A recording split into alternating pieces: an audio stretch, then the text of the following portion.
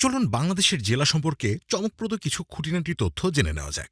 বাংলাদেশের প্রথম জেলা হচ্ছে চট্টগ্রাম, যে জেলা ১৬৬৬ সালে প্রতিষ্ঠিত হয়েছে, এবং সর্বশেষ জেলা হচ্ছে ফেনী।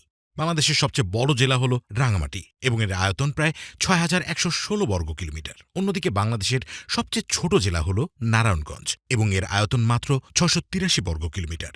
সোনালী আঁশ পাটের জন্য নারায়ণগঞ্জকে প্রাচ্যের ড্যান্ডি বলা হয়।